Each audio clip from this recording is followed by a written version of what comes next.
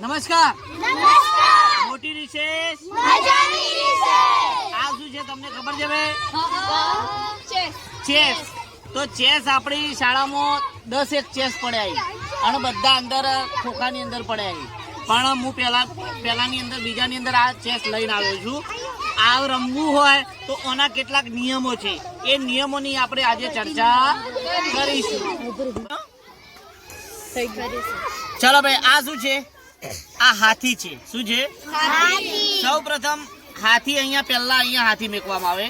હાથી કેમ ચાલે? હાથી આમ સીધો ચાલે અને આડો ચાલે. આમ હોય તો આમ ચાલે અને આમ હોય તો આમ ચાલે. હાથી, આ બે હાથી છે. હાથી ને ગયા આ બંને ઘોડા છે. શું છે? ઘોડા હંમેશા એલ આકારમાં ચાલે. કયા આકારમાં? આ રીતના આમ. એને 2.5 સ્ટેપમાં ચલાવવામાં આવે.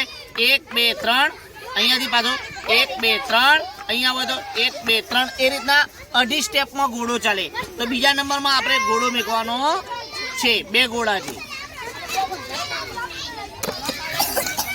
પછી આ ઊંટ છે. શું છે? આને ઊંટ કહેવાય. આ ઊંટ એની બાજુ પર ઊંટ મેકવાના. ઊંટ કેમ ચાલે? ઊંટ ત્રોસા ચાલે. આ રીતના. આ કાળો હોય તો કાળામાં જ ચાલે. આમ કાળામાં જ ચાલે. અને જો સફેદમાં હોય તો સફેદમાં જ ચાલે. આ રીતના ત્રોસા ચાલે ઊંટ. હવે આ વજીર છે. રાજા અને આ વજીર છે એ કાળો હોય તો ધોળામાં મેકવાનો અને ધોળો હોય તો કાળામાં મેકવાનો. તો આપણા પાસે ધોળો છે તો એને આપણે કાળામાં મેકીશું અને એની બાજુ પર વજીર મેકીશું. હવે આ બધા નાના છે એ બધા સૈનિકો છે. શું છે? સૈનિકો છે. આ સૈનિકો છે. હવે વજીર બધી બાજુ ચાલે. વજીર આમ ચાલે, સીધો ચાલે, બાજુ પર ચાલે, બધી બાજુ વજીર ચાલે છે. અને રાજા હંમેશા એક જ સ્ટેપ ચાલે. કેટલો? એક જ.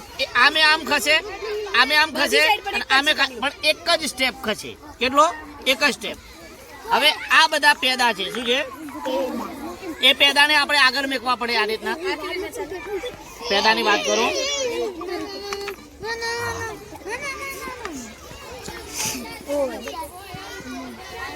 પેદા હંમેશા સૌ પ્રથમ જો ચલાવવું હોય તો તમે 2 સ્ટેપ પણ ચલાવી શકો અને ત્યારબાદ 1 સ્ટેપ ચાલે. તમારે 1 સ્ટેપ ચલાવવો હોય તો 1 સ્ટેપ ચાલી શકો. અને સૌ પ્રથમ પહેલી વાર પેદું બહાર નીકળે, સૈનિક બહાર નીકળે તો 2 સ્ટેપ ચલાવવો હોય તો પણ ચલાવી શકાય. પેદું હંમેશા પાછળ આવતું નથી. પેદું પાછું ના આવે, એ આગળ જ ચાલી જાય. અને જો આ પેદું ચાલતું છેક આ છેલ્લી લાઈનમાં આવી જાય તો તમે બીજો રાજા ઊભો કરી શકો. તમારા સૈન્યનો બીજો રાજા. આ જો પેદું ચાલતું સૈનિક આ પાછળની લાઈનમાં જતો રહે તો તમે તમારો બીજો રાજા ઊભો કરી શકો. ગમે તે કુકી કરી અને તમે બીજો રાજા, તમારો 2 રાજા થઈ જાય. શું થઈ જાય? 2 રાજા. હા, જીતી ના જઈએ. જીતવાની હજુ વાર છે. આ જો આ ચાલતો છેલ્લી લાઈનમાં પહોંચી જાય, કાળાનો આ બાજુ આવી જાય, આ ધોળાનો આ બાજુ જતો, આ ધોળાનો આ તમારે 2 હરીફ રમી શકે. એક સામે અને એક આ બાજુ. આપણો જો આ પેદું છે એ ચાલતું આ બાજુ જઈ જાય તો આપણે બીજો રાજા ઊભો કરી શકીએ.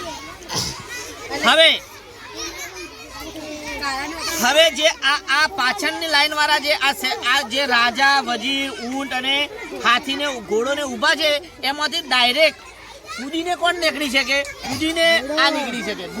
ઘોડો ફટ કરતો કૂદીને આમ કઈ બહાર નીકળી શકે. પણ આ હાથી નીકળી શકે? હાથીને તો આ જ્યારે નીકળે પછી જ હાથી બહાર નીકળી શકે. આ ચેસની અંદર આ ઘોડો જે કેવું છે કે જે એ